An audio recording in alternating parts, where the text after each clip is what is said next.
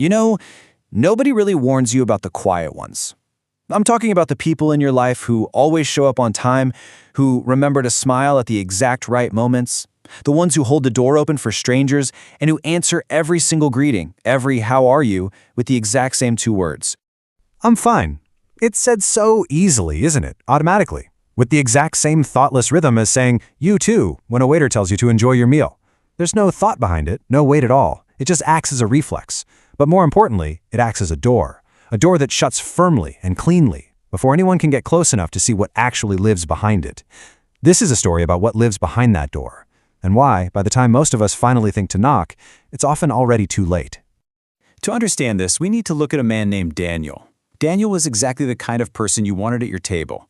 He wasn't the loudest, he wasn't the center of attention, but he had this incredible ability to make you feel like you were. He asked questions. He remembered the little things, like asking about your mom's surgery weeks after you only briefly mentioned it. His coworkers relied on him. His neighbors loved him.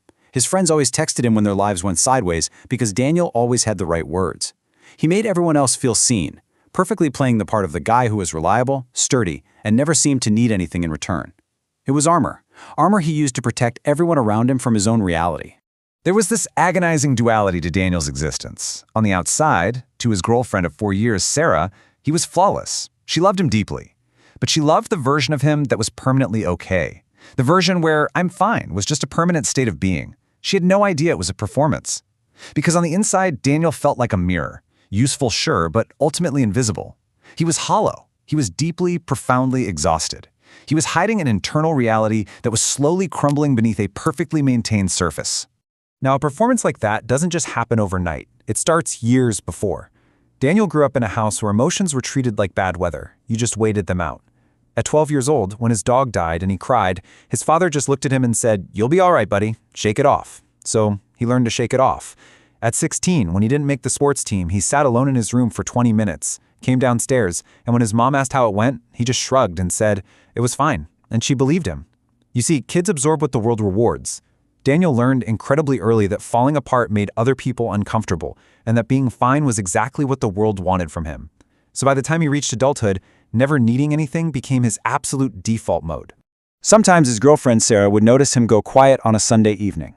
He wasn't sad, just suddenly absent, like his mind had just left the room. She'd ask what was wrong, and he would deliver that easy, convincing smile and say, "Just tired from the week. I'm fine." His functioning perfection masked the truth. See, people who are fine don't stop showering. They don't miss work, they don't forget to eat, they just quietly, silently hollow out from the inside. The outside stays exactly the same, perfectly disguising a silent collapse as temporary fatigue. We usually expect a breaking point to be this massive, dramatic catastrophe. But for Daniel, it was just an ordinary Wednesday in March. The entire pacing of his life just ground to a halt. Nothing dramatic happened at all. It was just the day where he had worked 10 hours, helped 3 colleagues, answered 40 emails, smiled through 2 meetings, and called his mother. But it was on this totally unremarkable Wednesday that the sheer accumulated weight of carrying all that fine for years finally exceeded the structural integrity of his mind. 45. That's the number of minutes Daniel sat trapped in the dark of his work parking garage. He turned the key in the ignition and then he just didn't go anywhere. He didn't cry, he wasn't thinking of anything specific. He was just entirely overcome by this exhausted, shapeless, suffocating feeling that had been building in his chest for decades, and it was finally just too big to hold. When Sarah texted him asking if he was on his way, he stared at his phone, typed, "I'm fine," and pressed send. The words were just sounds to him now. Sounds meant to protect her, but an internal wall had fractured in that parking garage. And fractured things don't uncrack themselves. They just wait. The cracks weren't loud, cinematic cries for help. They were subtle. He started sleeping lighter, staring awake at the ceiling at 2 in the morning, heavy and blank. He started declining small social events. A birthday, a happy hour, always claiming he was just tired, just busy, always reliable, always fine. The collapse was becoming inevitable. And that brings us to a deeply tragic moment. Daniel's oldest friend, Marcus, actually noticed something was off. He handed Daniel a lifeline. He texted, "You okay? Like, actually?" Daniel read that message 4 times. He typed out real answers, and he deleted every single one of them. His deeply wired armor took over, sending back, "Heh, yeah, I'm good, bro, just been busy." Daniel felt actual, profound grief at his own response. Even when he was handed a genuine door, an invitation to finally take off the mask, he couldn't walk through it. He deflected it automatically. He was so incredibly good at being fine, and he was just so unbearably tired of it.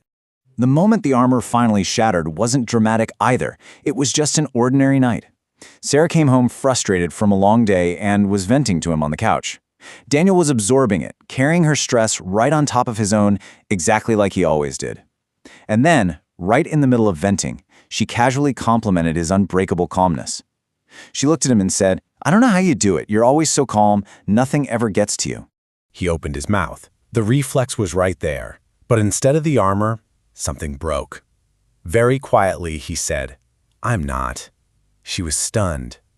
And then he delivered this devastating reality. "I'm not fine. I haven't been fine for a long time. I don't know how to be anything other than fine, because that's the only version of me that anyone has ever seemed to actually want."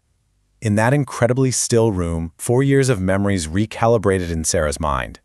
She asked him why he never told her, and he simply replied, "Because you asked how I was, and I told you." This is the core, somber truth we have to understand about the people in our lives who are always fine. They are not fine.